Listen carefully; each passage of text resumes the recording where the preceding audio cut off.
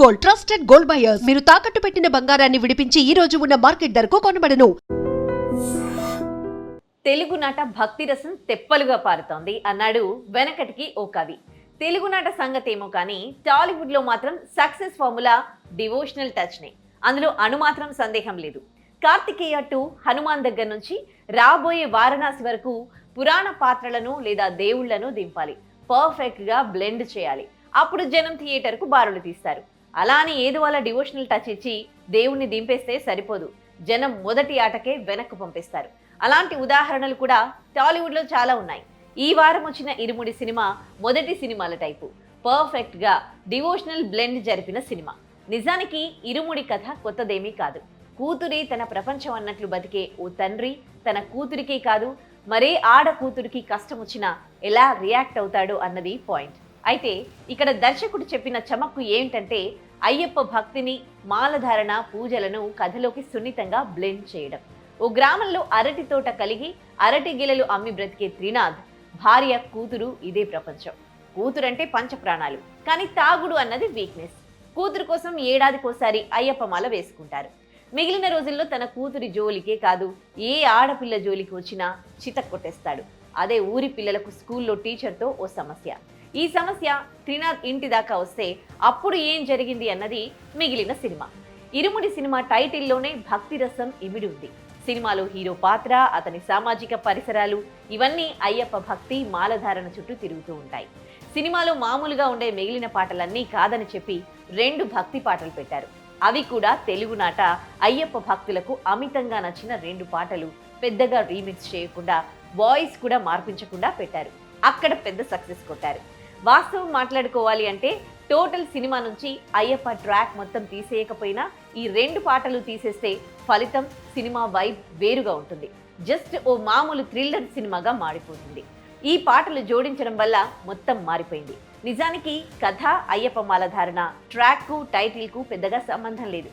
కానీ అలా థ్రిల్లర్ కథ, భక్తి కలిపి జమిలిగా పర్ఫెక్ట్గా అల్లడం దగ్గరే దర్శకుడు శివ నిర్వాణ టాలెంట్ కనిపిస్తుంది.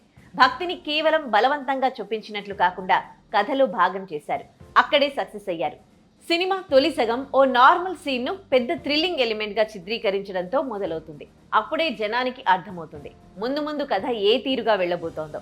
అక్కడి నుంచి స్టార్ట్ అయిన కథ అక్కడక్కడ ఆసక్తి కలిగిస్తూ ఆ మధ్యలో కాస్త రొటీన్ లేదా రిపీట్ అనిపించుకుంటూ ముందుకు వెళ్తుంది. ఈ మధ్యలో జనాల్ని ఉర్రూతలూగించేది ఏమన్నా ఉంది అంటే అది అయ్యప్ప ట్రాక్ ప్లస్ హీరో కూతురి పాత్ర వేసిన అమ్మాయి నటన.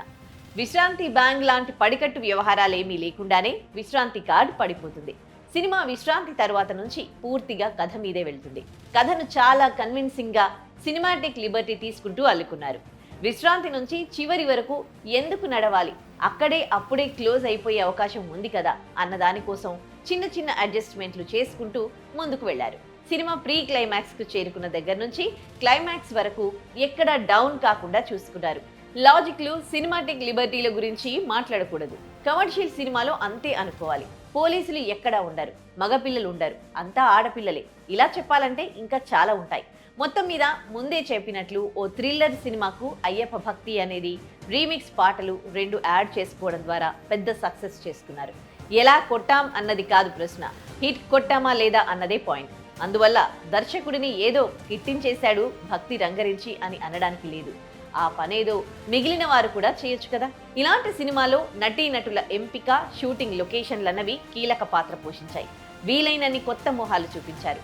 వీలైనంత వరకు కొత్త లొకేషన్లు, వాటికి మ్యాచింగ్ సెట్లు ప్లాన్ చేసి షూట్ చేశారు.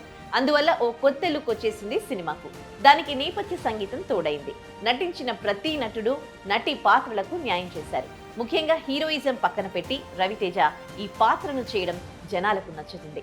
సంభాషణలు లైట్ గా ఉన్నా ఆలోచించేలా ఉన్నాయి, అందువల్ల నచ్చుతాయి.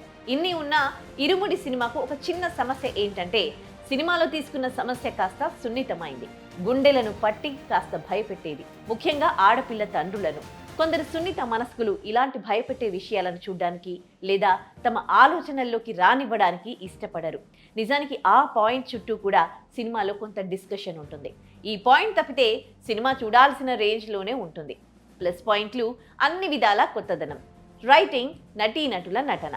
మైనస్ పాయింట్లు హార్డ్ హిట్టింగ్, పంచ్ లైన్, భక్తిని ముడేసిన thriller. And for more videos, Hi guys, this is Riddhi Kumar here. Please subscribe to iDream channel. Subscribe to iDream Media. Please subscribe to iDream. Please subscribe to iDream. Please subscribe iDream. And please subscribe to iDream. For more videos, subscribe to iDream. Please like, share and subscribe to the channel. Congratulations, iDream. Subscribe to iDream. Subscribe to iDream. so subscribe to iDream Media. iDream की iDream team अंदर की huge congratulations. Please subscribe iDream Media. Please subscribe to iDream. Subscribe iDream. Please subscribe to iDream. iDream అంటే నా కళల channel subscribe చేసుకున్న నోరు తిరుగుతలేదు. మీరైతే గంట గుర్తు కొట్టండి.